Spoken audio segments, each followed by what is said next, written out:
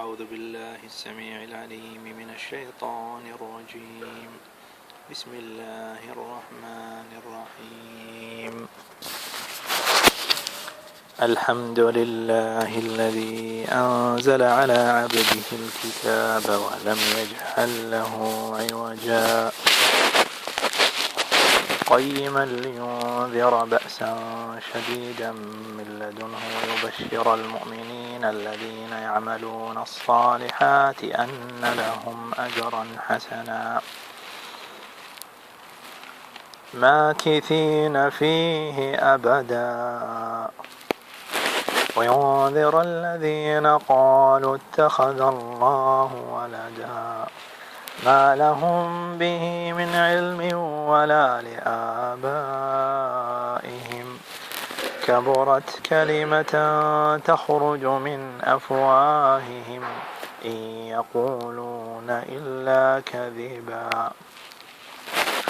فلعلك باخع نفسك على آثارهم إن لم يؤمنوا بهذا الحديث أسفا إنا جعلنا ما على الأرض زينة لها لنبلوهم أيهم أحسن عملا وإنا لجاعلون ما عليها صعيدا جرزا أم حسبت أن أصحاب الكهف والرقيم كانوا من آياتنا عجبا إذ أوى الفتية إلى الكهف فقالوا ربنا آتنا من لدنك رحمة وهيئ لنا من أمرنا رشدا وضربنا على آذانهم في الكهف سنين عددا ثم بعثناهم لنعلم أي الحزبين أحصى لما لبثوا أمدا نحن نقص عليك نبأهم بالحق إنهم فتية آمنوا بربهم وزدناهم هدى وربطنا على قلوبهم إذ قاموا فقالوا ربنا رب السماوات والأرض لن ندعو من دونه إلها لقد قلنا إذا شططا هؤلاء قومنا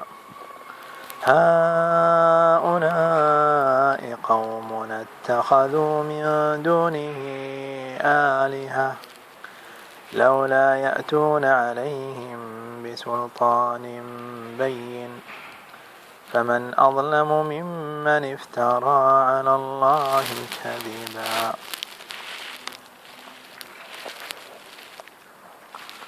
وإذ اعتزلتموهم وما يعبدون إلا الله فأووا إلى الكهف ينشر لكم ربكم من رحمته ويهيئ لكم من أمركم مرفقا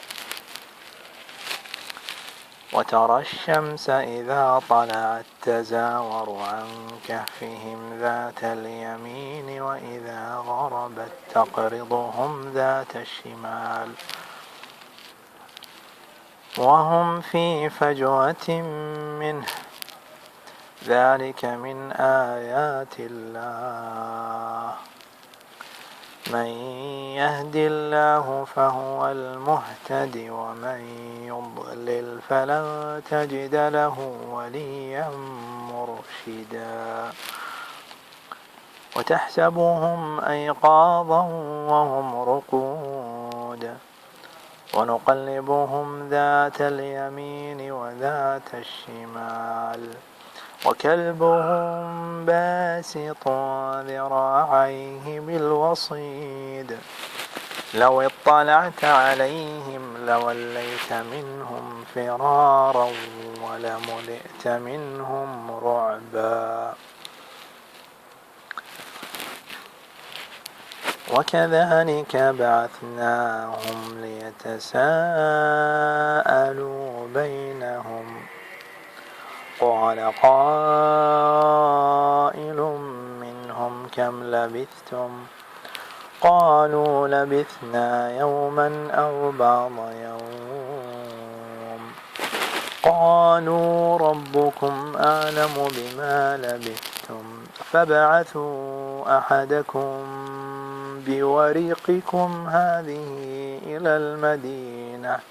فلينظر أيها أزكى طعاما فليأتكم برزق منه وليتلطف ولا يشعرن بكم أحدا. إنهم إن يظهروا عليكم يرجموكم أو يعيدوكم في ملتهم ولن تفلحوا إذا أبدا.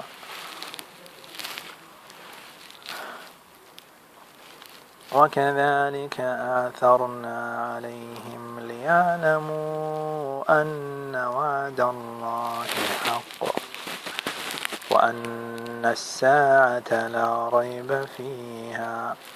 إذ يتنازعون بينهم أمرهم فقالوا ابنوا عليهم بنيانا ربهم أعلم بهم قال الذين غلبوا على أمرهم لنتخذن عليهم مسجدا سيقولون ثلاثة رابعهم كلبهم ويقولون خمسة سادسهم كلبهم رجما بالغيب ويقولون سبعة وثامنهم كلبهم قل ربي أعلم بعدتهم ما يعلمهم إلا قليل فلا تمار فيهم إلا مراء ظاهرا ولا تستفت فيهم منهم أحدا ولا تقولن لشيء إني فاعل ذلك غدا إلا أن يشاء الله واذكر ربك إذا نسيت وقل عسى أن يهديني ربي لأقرب من هذا رشدا ولبثوا في كهفهم 300 سنين وازدادوا 9 قل الله أعلم بما لبثوا له غيب السماوات والأرض أبصر به وأسمع ما لهم من دونه من ولي ولا يشرك في حكمه أحدا واتل ما أوحي إليك من كتاب ربك لا مبدل لكلماته ولن تجد من دونه ملتحدا واصبر نفسك مع الذين يدعون ربهم بالغداة والعشي يريدون وجهه ولا تعد عيناك عنهم تريد زينة الحياة الدنيا ولا تطع من أغفلنا قلبه عن ذكرنا واتبع هواه وكان أمره فرطا وقل الحق من ربكم فمن شاء فليؤمن ومن شاء فليكفر إنا أعتدنا للظالمين نارا أحاط بهم سرادقها وإن يستغيثوا يغاثوا بماء كالمهل يشوي الوجوه بئس الشراب وساءت مرتفقا إن الذين آمنوا وعملوا الصالحات إنا لا نضيع أجر من أحسن عملا أولئك لهم جنات عدن تجري من تحتهم الأنهار يحلون فيها من أساور من ذهب ويلبسون ثيابا خضرا من سندس واستبرق متكئين فيها على الأرائك نعم الثواب وحسنت مرتفقا واضرب لهم مثل الرجلين جعلنا لأحدهما جنتين من أعناب وحففناهما بنخل وجعلنا بينهما زرعا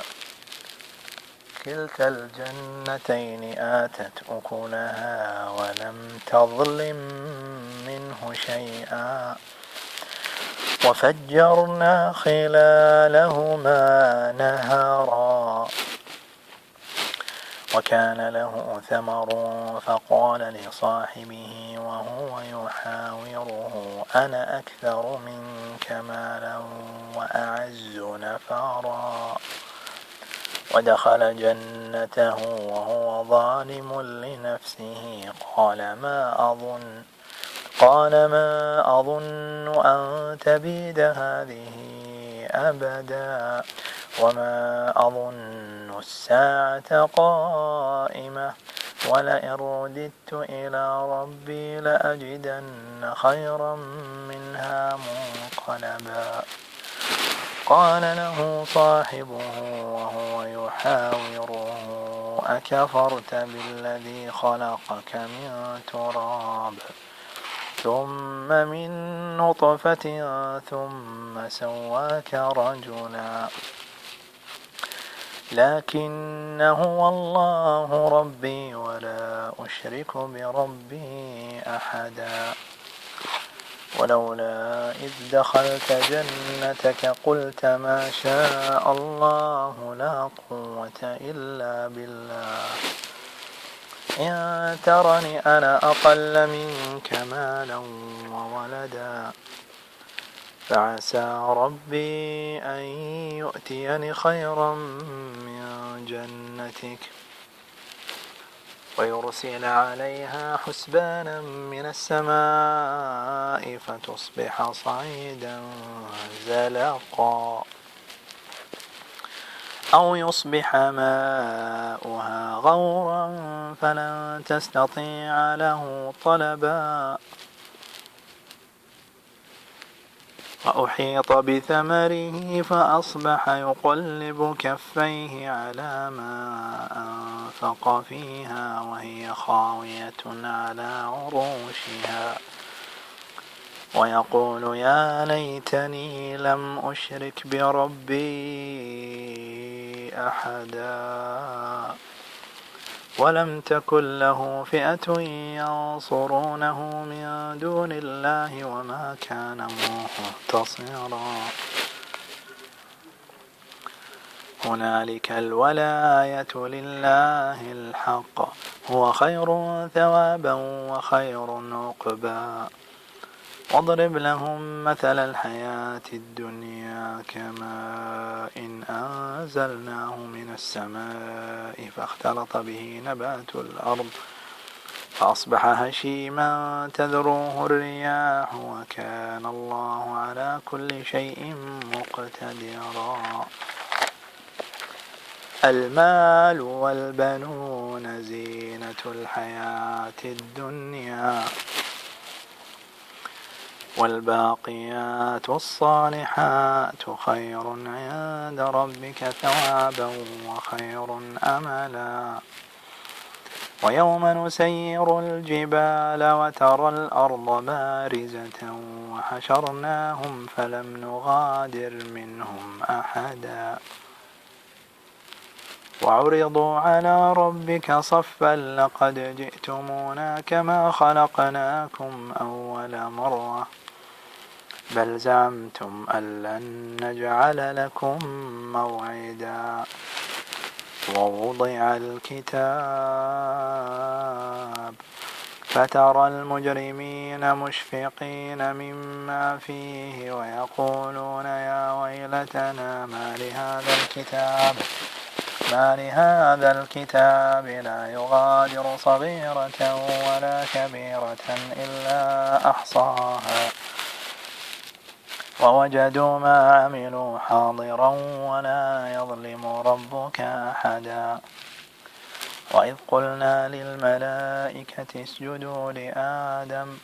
فسجدوا إلا إبليس كان من الجن ففسق عن أمر ربه أفتتخذونه وذريته أولياء من دوني وهم لكم عدو بئس للظالمين بدلا ما أشهدتهم خلق السماوات والأرض ولا خلق أنفسهم وما كنت متخذ المضلين عضدا ويوم يقول نادوا شركائي الذين زعمتم فدعوهم فلم يستجيبوا لهم وجعلنا بينهم موبقا ورأى المجرمون النار فظنوا أنهم مواقعوها ولم يجدوا عنها مصرفا ولقد صرفنا في هذا القرآن للناس من كل مثل وكان الإنسان أكثر شيء جدلا وما منع الناس أن يؤمنوا إذ جاءهم الهدى ويستغفروا ربهم إلا أن تأتيهم سنة الأولين أو يأتيهم العذاب قبلا وما نرسل المرسلين إلا مبشرين ومنذرين ويجادل الذين كفروا بالباطل ليدحضوا به الحق واتخذوا آياتي وما أنذروا هزوا ومن أظلم ممن ذكر بآيات ربه فأعرض عنها ونسي ما قدمت يداه إنا جعلنا على قلوبهم أكنة أن يفقهوه وفي آذانهم وقرا وإن تدعهم إلى الهدى فلن يهتدوا إذا أبدا وربك الغفور ذو الرحمة لو يؤاخذهم بما كسبوا لعجل لهم العذاب بل لهم موعد لن يجدوا من دونه موئلا وتلك القرى أهلكناهم لما ظلموا وجعلنا لمهلكهم موعدا وإذ قال موسى لفتاه لا أبرح حتى أبلغ مجمع البحرين أو أمضي حقوبا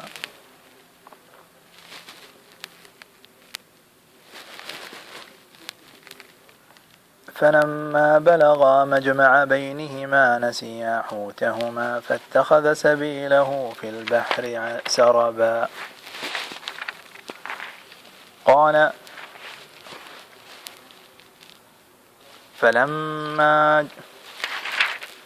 فلما بلغا مجمع بينهما نسيا حوتهما فاتخذ سبيله في البحر سربا فلما جاوزا قال لفتاه آتنا غداءنا لقد لقينا من سفرنا هذا نصبا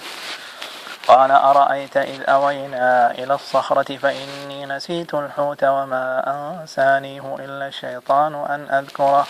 واتخذ سبيله في البحر عجبا قال ذلك ما كنا نبغ فارتدا على آثارهما قصصا فوجدا عبدا من عبادنا آتيناه رحمة من عندنا وعلمناه من لدنا علما قال له موسى هل أتبعك على أن تعلمني مما علمت رشدا قال إنك لن تستطيع معي صبرا وكيف تصبر على ما لم تحط به خبرا قال ستجدني إن شاء الله صابرا ولا أعصي لك أمرا قال فإن اتبعتني فلا تسألني عن شيء حتى أحدث لك منه ذكرا فانطلقا حتى إذا ركبا في السفينة خرقها قال أخرقتها لتغرق أهلها لقد جئت شيئا إمرا قال ألم أقل إنك لن تستطيع معي صبرا قال لا تؤاخذني بما نسيت ولا ترهقني من أمري عسرا فانطلقا حتى إذا لقيا غلاما فقتله قال أقتلت نفسا زكية بغير نفس لقد جئت شيئا نكرا قال ألم أقل لك إنك لن تستطيع معي صبرا قال إن سألتك عن شيء بعدها فلا تصاحبني قد بلغت من لدني عذرا فانطلقا حتى إذا أتيا أهل قرية استطعما أهلها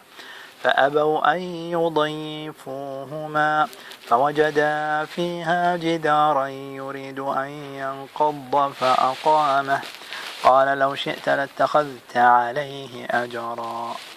قال هذا فراق بيني وبينك سأنبئك بتأويل ما لم تستطع عليه صبرا أما السفينة فكانت لمساكين يعملون في البحر فأردت أن أعيبها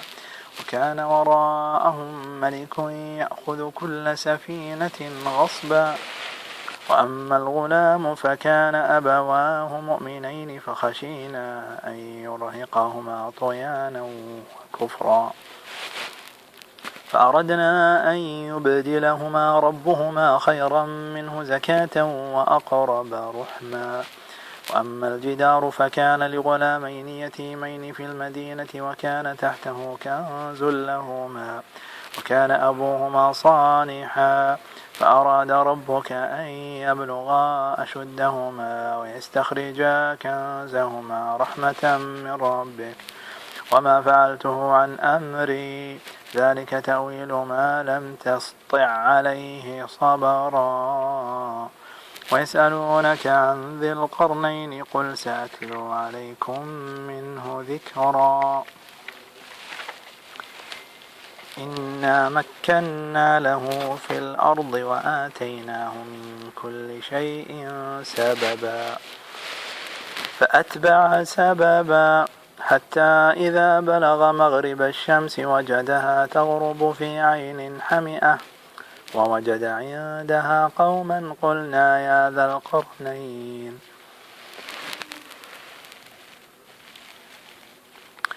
إما أن تعذب وإما أن تتخذ فيهم حسنا